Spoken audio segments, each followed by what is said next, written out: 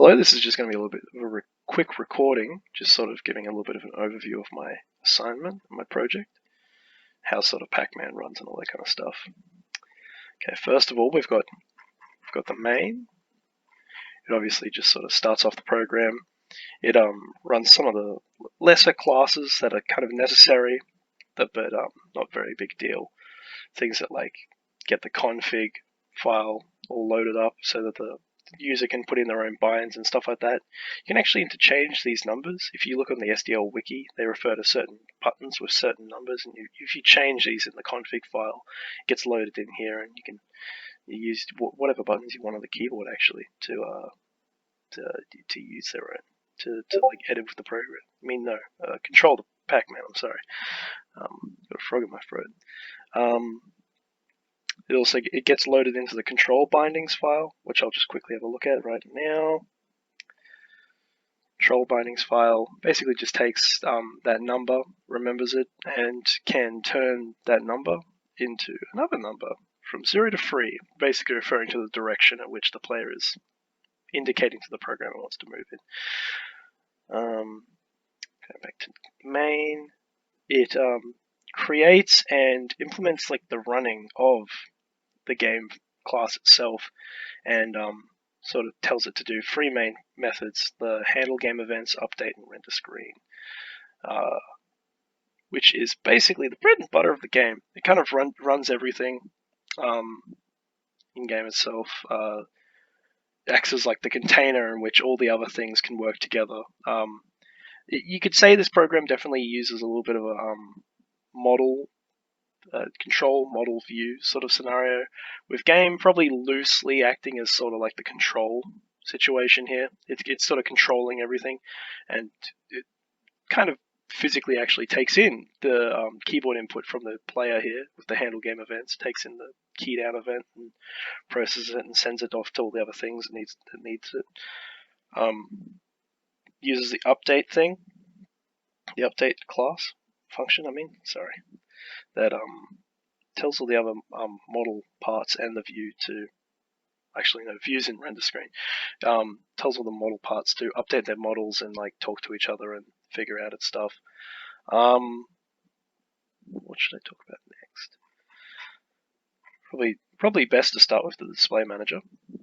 Now what this does is it interacts with a couple of different functions and variables that can be generated with SDL in order to create windows and render to them using their like commands and stuff.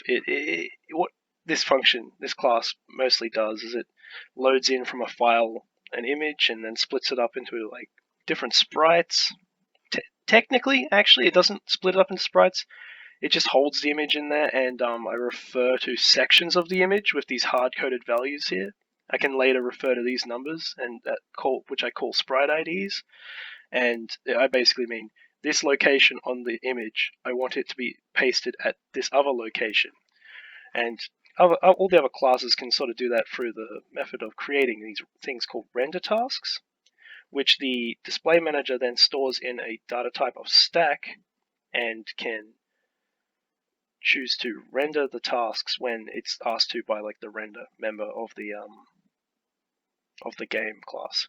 It chooses to slowly till the stack's empty, take one off the top, and just render it to the window through the use of SDL's like render and window methods and stuff like that. So now that one's out of the way, we can move on to the info bar manager. Is probably a good one because it's a quick and easy one. So this one, you'll later see that this is actually included into the entity manager. Just for convenience, it'd be nice for it to be in game, just like everything is, and it sort of controls everything. But it kind of, for convenience sake, had to be moved to entity manager because that's where all its information is that it needs in order to be able to like run and all that kind of stuff.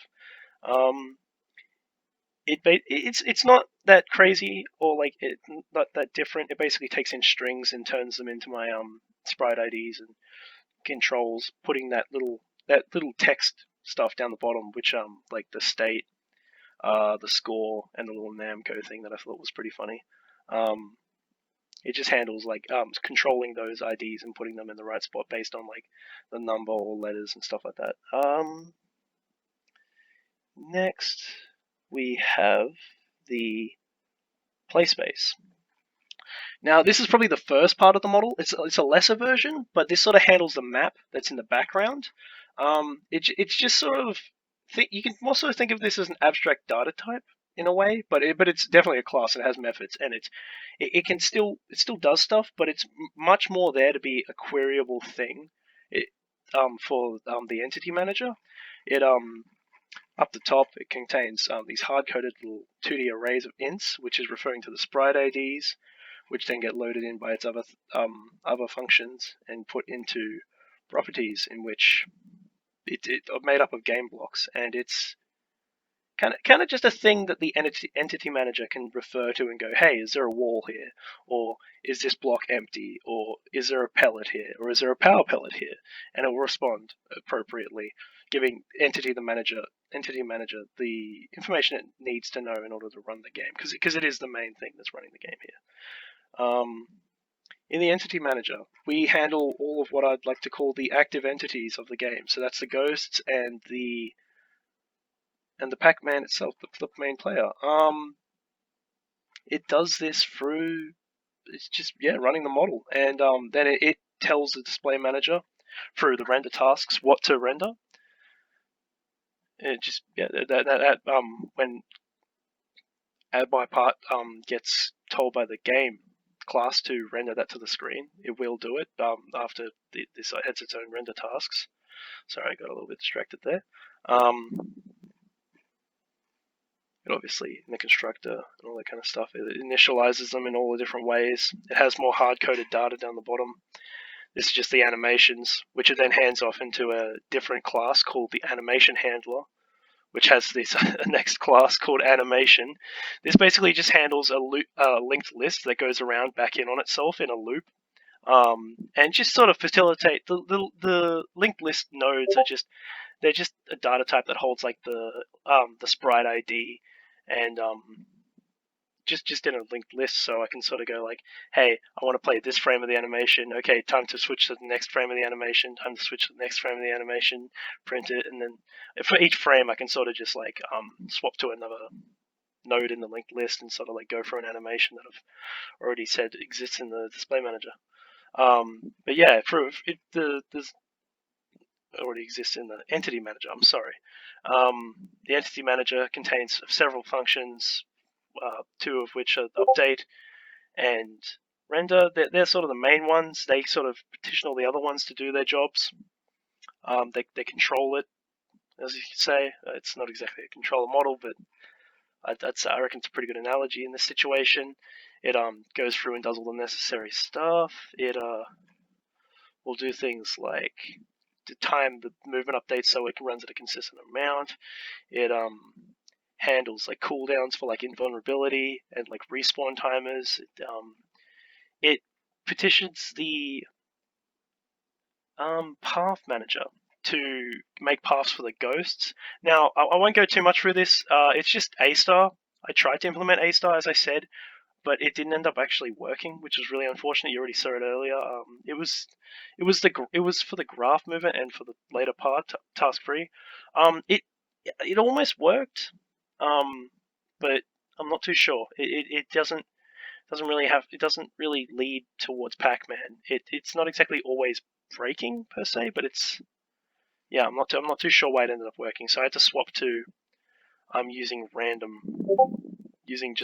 just whatever it can choose, meaning there's not a wall there, it chooses so that it can move along with the game, and that is good. Go back to here. So yeah, once they've calculated their move, they'll obviously tell the entities, which are their own classes, by the way. There's a ghost entity and there's a player entity, which are themselves inheriting from a combined class known as entity, which contains stuff that both of them very much need to work, like their own animation handlers and basic functions like being able to load in a new animation, change current location, get current location, change current state, get current state, all that kind of stuff. All that good stuff that allows us to do all the stuff we need to do. Moving on, in the update, it allows us to calculate. We calculate collisions with everything: power pellets, ghosts, and depending on who. If power pellet's been eaten recently and the player still has vulnerability, chooses who dies, and all that good stuff. Oh yeah, and as I said before, here's the update and the queuing of the render bar. The info bar. Update and rendering of the info bar.